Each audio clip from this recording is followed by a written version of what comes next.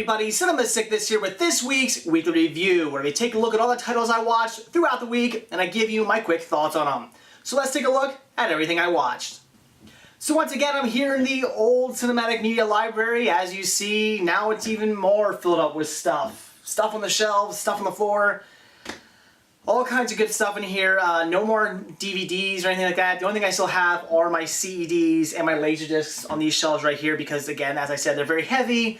Those shelves are also very heavy as well, and they'll be staying up here until the new library's built. After that's built, then I'll bring them down. But for now, I'm not even gonna bother moving them.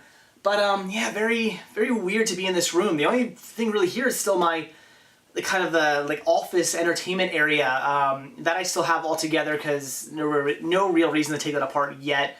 My computer's up here and everything. I'll eventually take it all down and move it all downstairs. But for now, it's staying here. In fact, something I'm going to do is once I get everything's waterproof and I paint the floor down there in the new library, the first thing I'm going to take down is my desk. I'll set up my computer and everything down there, and I'll be able to start shooting videos down there immediately.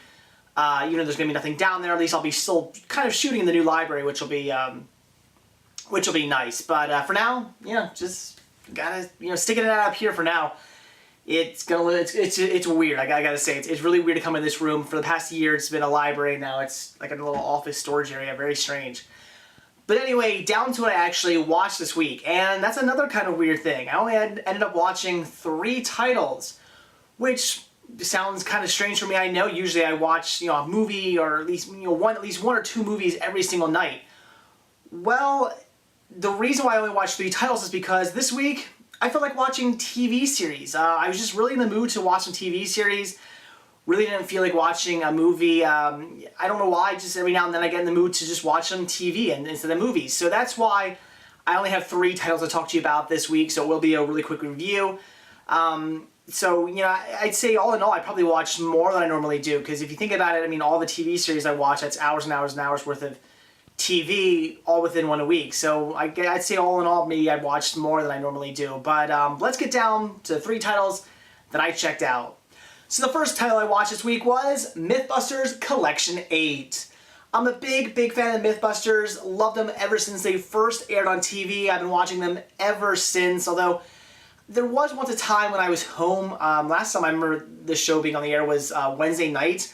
I was home Wednesday nights to watch MythBusters every week. By now it could have moved to another night. I don't know. I just don't watch TV anymore. I'm not home to watch stuff anymore. Nowadays I just go, well, if I'm flipping through the channels and it happens to be on, I'll watch it. Otherwise, I'll just wait for it to come out to DVD and then I'll check it out. So the fun thing about this was the fact that I had actually not seen a lot of these episodes. I'd say maybe about half of these I had never seen. That was great. And that's also one of the fun things about not watching shows as they aired on TV. It's the fact that when I buy them on DVD, when I spend the money to buy them on DVD, Blu-ray, whatever, I'm seeing them for the first time. So not that I feel like I'm wasting my money if I've already seen them, but it's just nice. It just feels nice to spend the money on something I've never seen before, something new, something I can enjoy for the first time. And I really enjoyed that with Collection 8, since, like I said, I haven't seen a lot of these episodes. It's the MythBusters. If you like the MythBusters, you're going to absolutely love Collection 8. No reason why you're not going to enjoy it. I would highly recommend picking it up if you're a fan of the series. My main downfall with these releases, though, is why have they released them in collections? I don't get that. Why not season releases? And I don't want to hear they, had some seasons released, because technically they didn't. Discovery stores, I know DiscoveryChannel.com, and back when they had Discovery stores, if they even still have them anymore, I know all the ones around here closed up. The Discovery Channel stores used to actually carry seasons of TV shows like MythBusters, Dirty Jobs, stuff like that. The problem is, if you actually look at the episodes on them, they're not the entire seasons. It has a lot of the episodes from that season, and then I'll leave like a couple off, or leave like some specials off, or I'll mix some things around. They're not perfect. I was really upset by that, because I was actually going to spend the money back when, again, years and years and years ago, when Discovery stores were still around. I was going to spend the money on those season sets, because I really wanted to have them in seasons as opposed to in these collections.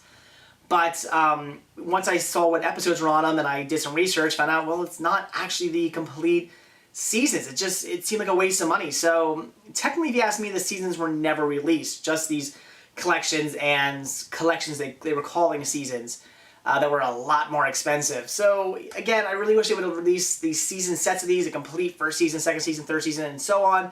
But they never did. What are you going to do? But these collections, they're good enough. I love them. I love the episodes on here. And again, I recommend picking these up if you're a fan. The second title I watched this week is definitely the one I was most excited to check out, and that is The Office. This has the complete first season, second season, or I should say series, because we're talking about a British TV show here, and both Christmas specials. This was fantastic. I had never seen a single episode of the original Office. I'm a big fan of the American version. Love it. Have all the seasons on DVD. Love the show. It's absolutely funny, completely brilliant. And I had heard that the British version, the original version, was even better or just as good. And I never got around to seeing any of the episodes. I could have looked them up online probably and seen a few, maybe even on TV, who knows. I never got around to buying any of the seasons because they were always too expensive. So I picked this up for $20 this last week. That was a fantastic deal. So I definitely wanted to sit down and watch this. Like I said, I was very, very excited to finally see this supposedly great show. And I was not disappointed. This show was absolutely brilliant. I was laughing so hard during this entire series. It was just fantastic. At first, I mean, it took me a little while to get into it. I was so used to the American version that the first couple episodes, I was laughing here and there, but I wasn't really into it. I thought, the American version is a lot better at first. Until I started to get into more and more and more episodes, I started to realize I would put them on equal levels. I mean, the American version, I love it. It's brilliant. One of my favorite TV series. It's just so good, so funny, so enjoyable. Love all the characters, the stories, the jokes. It's a brilliant show. But this one definitely holds up. It is just, again, fantastic. I can see why this got such a huge buzz when it first came out and why it inspired the American series and a whole bunch of other series throughout the world as well. I know like a lot of other countries have their own version of The Office, and it makes sense because it is just absolutely brilliant. One of the other things I really enjoyed about this whole series is the fact that they ended it for the most part.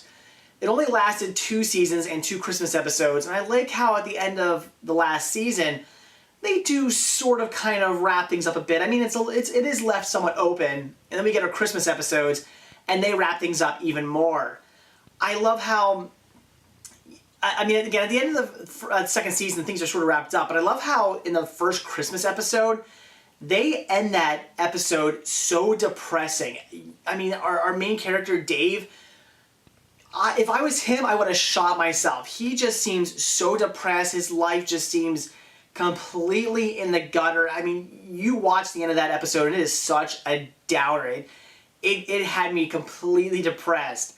Then we go into the second Christmas episode. At the end of that, everything's better. You know, Dave has got a girl, Tim, and I'm totally forgetting her name now.